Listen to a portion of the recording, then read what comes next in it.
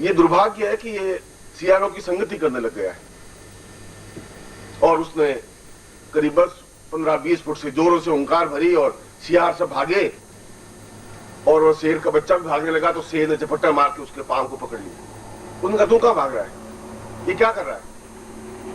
उसने कहा कि मैं मर जाऊंगा, आप मुझे छोड़ दीजिए, मैं बहुत ठीक हूं, मैं हूं वहां ठीक हूं। उन्होंने कहा तू सियार है नहीं, तू शेर है, तू कहीं गलती से फंस गया है।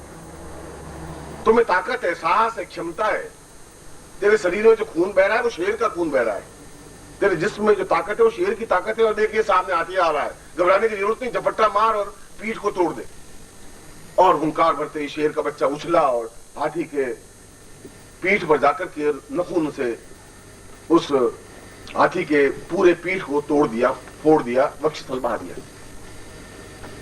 शेर ने कहा नीचे उतर, मेरे साथ चल, क्योंकि तेरी स्थिति मेरे साथ चलने की है, इन गीदड़ों के साथ भटकने की नहीं है। और मैं सोचता हूं कि जिसने भी दृष्टांत लिखा होगा आपको सोच समझ के लिखा होगा। ये पूरी घटना आप पे लागू होती है पूरी तरह से। और मैं तुम्हें कह रहा हूं कि तुम जहां जिसके साथ घूम रहे हो वो तुम्हारा जमात है नहीं, वो तुम्हारा झुंड नहीं है। दुर्भाग्य ये है कि तुम उनके साथ जिंदगी पार करने लग गए।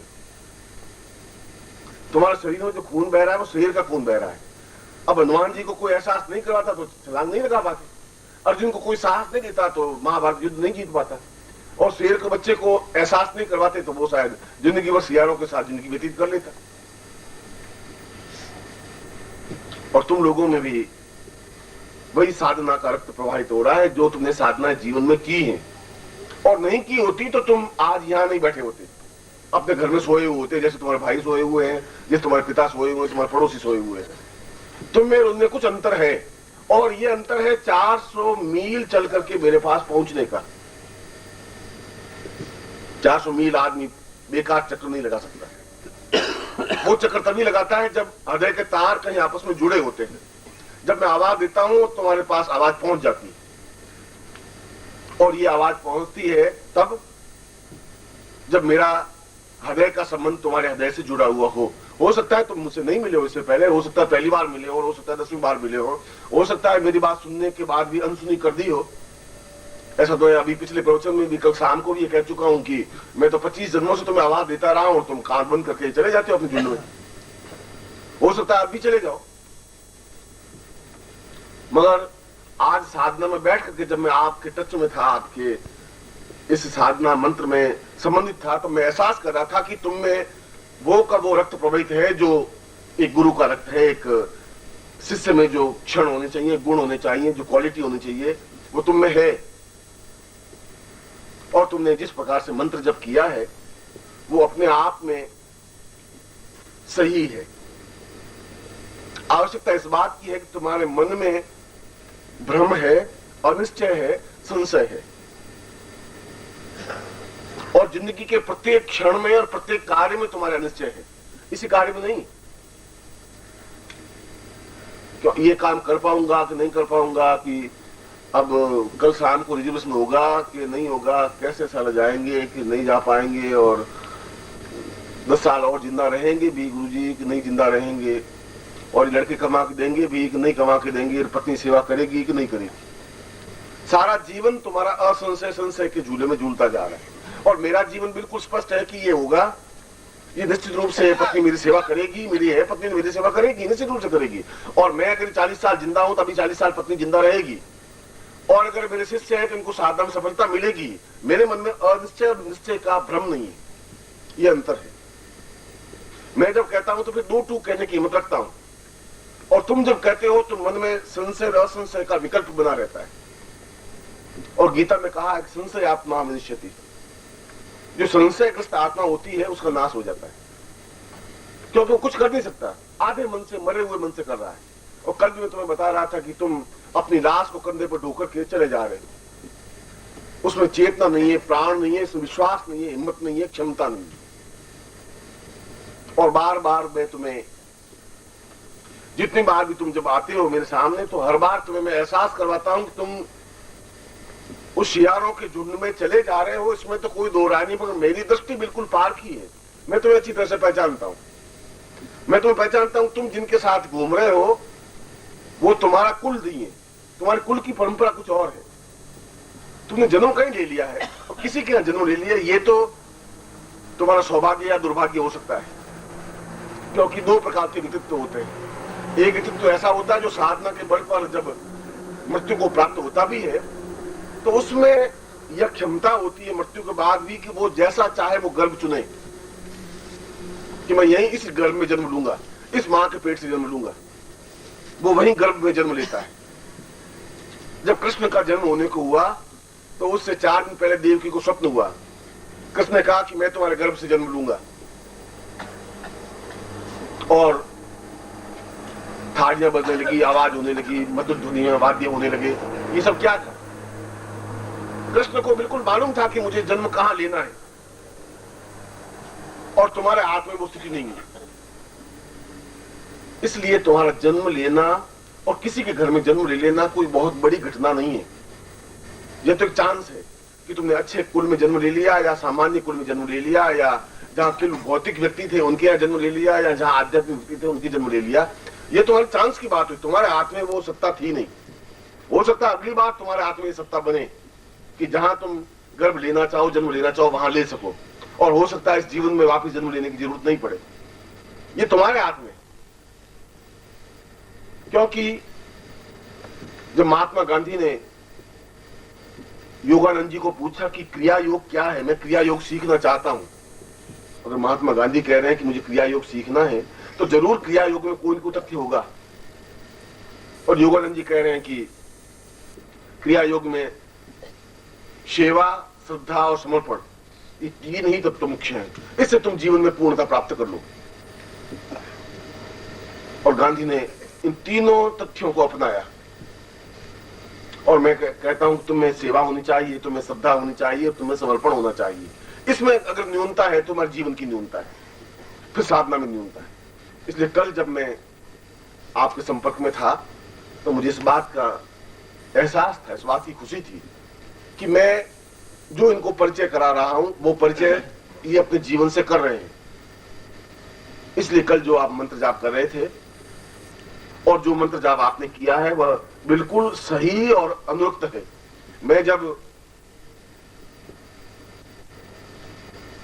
मैं जब बीए पास हुआ, ग्रेजुएशन किया, तब मैंने अपना वेट तुलवाया, वजन किया, तो उसमें मेरा वजन 62 किलो था, 62 किलो। फिर 2 साल बाद मैंने एमए किया तो शायद मेरे मन में आया कि मैंने एमए कर लिया है, बीए से बाद में 2 डिग्री, एक पूरी डिग्री ले ली है, बहुत वेट बढ़ गया होगा, और मैंने देखा तो 62 किलो ही वजन था। और बाद में पीएचडी कर ली तब भी 62 किलो ही वजन था। तो तुम्हारी साधना करने से तुम्हारा वेट बढ़ नहीं जाएगा, वजन बढ़ गए तो मालूम पड़ गया अब मेरी साधना में ज्यादा सफलता मिल गई। या चेहरे पर कोई रोशनी तेजी से बहेगा नहीं, कोई लाइट लगाने की रात को जरूरत नहीं है, आप खड़े हुए घर में रोशनी फैल गई। यह तो तुम्हारे जीवन की पूर्णता का एक चक्र है जो और ऊपर उठे हो।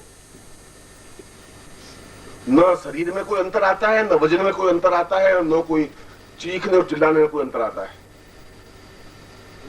अंतर आता है एमए और बीए पास के व्यक्तित्व में। अंतर यह कि वो उससे ज्यादा ज्ञानवान है, उससे ज्यादा सामर्थ्यवान है, उससे ज्यादा क्षमतावान है। इसलिए कल शाम के अपने खुद के पर्सनैलिटी से इस समय पर्सनैलिटी तुम तुलना करो तो तुम्हारे व्यक्तित्व में बहुत अधिक अंतर नहीं आ पाएगा। अंतर आ पाया कि तुमने जो कुछ प्राप्त किया है वह तुम्हारे पास जन्म हो पाया है, वह तुम्हारे पास क्षमता हो पाई है। और एक बात का हमेशा ध्यान रखो कि मेरे जैसा गुरु कम से कम असत्य भाषण नहीं कर सकता, और ब्राह्म मुहूर्त में तो करोड़ रुपए देने पर भी मैं असत्य भाषण नहीं करूंगा। अगर मैं कह रहा हूं कि तुम बिल्कुल सही और सही सिद्धि पर हो तो मैं गारंटी के साथ कह सकता हूं तुम सही और निश्चित रूप से सिद्धि पर हो।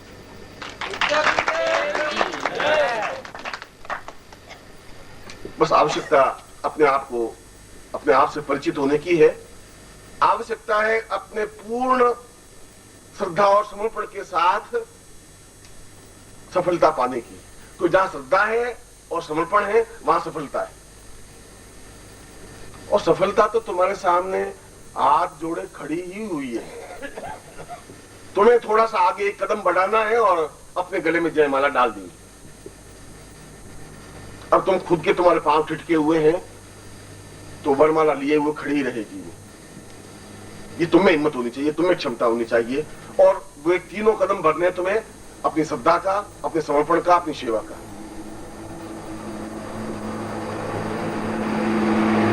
और यह जो मैंने मंत्र तुम्हें दिया है, अगर इस मंत्र से ब्रह्मोपनिषद में कह रहा है कि ब्रह्मा ने साधना सिद्ध की और उसी को या स्वर्णदेह अप्सरा को प्रत्यक्ष किया, इस मंत्र से अगर मैंने स्वर्णदेह अप्सरा को प्रत्यक्ष किया, कई वर्षों तक मेरे संपर्क में है, तो इसी मंत्र से तुम भी स्वर्णदेह अप्सरा को प्रत्यक्ष प्रकट कर सकते हैं और उसकी पूर्णाहुति मैं आपको संपन्न करवा रहा हूं। समर्पण का मतलब है, आरती का मतलब है, पूर्णाहुति का तात्पर्य है कि मैंने जो मंत्र जप किया है गुरु के साक्षी में, गुरु के सानिध्य में, गुरु के शब्दों पर, और वह मुझे प्राप्त हो और जीवन भर मेरे अनुरक्त रहे, जीवन भर जो मैं कहूं वह करे, जीवन भर मैं जो चाहूं वह मुझे प्राप्त हो, उसको कहते हैं पूर्णाहुति, पूर्णाहुति प्रयोग। और इस प्रकार के प्रयोग के लिए नेक्स्ट शुक्रवार ज्यादा अनुकूल रहता है। इस प्रकार की साधनाओं के लिए, गंधर्व साधना के लिए, अप्सरा साधना के लिए शुक्रवार का ज्यादा उपयोग होना चाहिए। और फिर शुक्रवार की रात्रि को आप मंत्र जाप कर सकते हैं। विधि वही है, यंत्र वही है, चित्र वही है, क्रिया वही है। और स्वर्णदेह अप्सरा को तो प्रत्यक्ष होना ही पड़ता है, क्योंकि मैं पूर्णाहुति प्रयोग करवा रहा हूं, क्योंकि मैंने तुम्हारे शरीर में स्वर्णदेह अप्सरा को सिद्ध किया है, क्योंकि वह तुम्हारी अनुरक्तिनी है।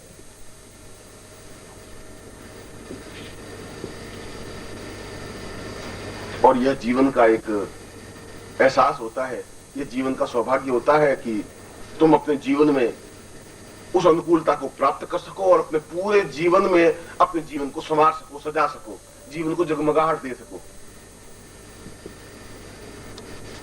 और यदि मैं इस बात को देखता हूं, अगर तुम में कमी होती, अगर तुम्हारी साधना में न्यूनता होती, तो मैं तुम्हें दो टूक डांट करके कह सकता था कि तुम्हें कमी है। इसमें कोई दो राय नहीं, तुम जितना बिंब अपने चेहरे पर लाना चाहो नहीं ला सकते हो। यह तो मन के एकाग्र होने की बात है, क्योंकि मैं कहता हूं कि तुम्हारे सामने बिंब होना चाहिए और फिर मंत्र जप होना चाहिए, और बिंब उतना साकार तुम्हारे आंखों के सामने नहीं हो पा रहा है, इस बात को भी मैं एहसास कर रहा था। और बिंब बेकार साकार नहीं हो रहा है, इसके पीछे तुम्हारा खुद का पूर्ण रूप से डूब जाने की क्रिया नहीं है, समर्पण की क्रिया नहीं है। अगर मुझे भी साधना करनी पड़ेगी तो मुझे अपने गुरु में डूबना ही पड़ेगा।